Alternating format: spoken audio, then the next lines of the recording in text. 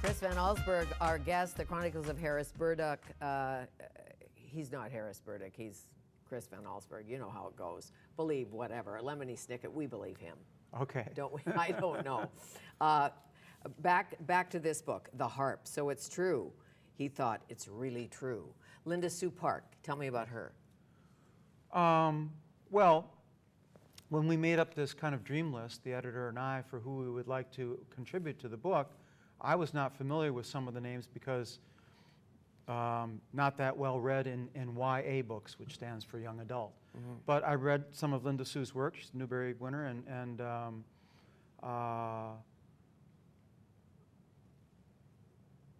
what was interesting about this is that I became familiar with all their writing before they made these contributions, and formed in my mind what their response might be, right. What kind of story they might write. Really? And, well, sure, because authors have a voice, mm-hmm. and you don't usually shake it. But what I found interesting in this, in their contributions is because the seed which was planted for the idea was not of their own making. They didn't go out and decide, I'm going to plant this seed. They were actually given the seed by Burdick. And it's funny, they seem to be writing a little bit out of their, I wouldn't say comfort zone, but strike zone. Right. And some of the stories are peculiar and challenging in ways that I didn't recognize in the work that I'd read before that they had done. So many written from a child's perspective, but have big words in them like hyperbole. The 7 Chairs, the 5th one ended up in France. Yes. It did. It did. And another interesting thing is that because of the way the invitations were extended, the people who responded most quickly had a larger choice of drawings because there are 14 Burdick drawings. Yes. There are 14 Burdick drawings, so if you responded right away, or in the case of Stephen King had already done it, first choice. You've got first choice, but the choices got slimmer and slimmer. But the case of the 7 Chairs, I was just with Lois Lowry, and she said, I felt so lucky that it was there for me, because that was the one that I wanted to do. And what about Just Dessert? Or is it just desert? Is it spelled right? What's that? Many people have asked about. She lowered the knife, yes. and it grew even brighter. Well, dessert has 2 S's, right? It does, but the word which describes the thing which you deserve, just desserts, right. Or he received his just dessert. So when you're talking about just reward, it actually only has a single S. Okay. It's the just dessert. Just dessert. So it's a pun either way. If it had 2 S's, it would still be a pun, and you might suggest that she was making a dessert that was meant to pay back for something. With a single S, it still works as a pun, and it is not misspelled, though many people have accused Burdick of not being sufficiently erudite and misspelling that, but it turns out he's quite a clever guy.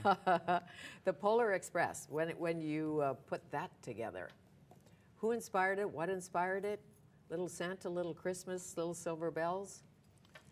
That story was a little different from most of the other stories I've written, which really require a process of investigation, or I should say interrogation. You have a premise, original idea, and then you ask yourself a very simple question: what happens next? And then once you've chosen that, you say, well, what if something else happened? So you build on that process, and the story reveals itself. Like a good detective. Exactly. In the case of the Polar Express, I had a single idea, which was one of longing. And it was a longing that I clearly remembered from my own childhood when I was 8 or 9, and that was laying in bed, listening for a sound of a bell, which I was determined if I could wait up long enough I would hear. So I wrote that as the first line of the story, and ordinarily I'd ask myself, well, what happened next, what happened next, what happened next? But in the case of the Polar Express, it was much more, and I know this sounds corny, or perhaps I'm saying it for the only for the advantage of the 8-year-olds who might be listening. But it was much more like a recovered memory. It's just like once I had that original idea, and possibly because I was writing in first person, it was something that happened to me, I wrote that story out actually quite quickly.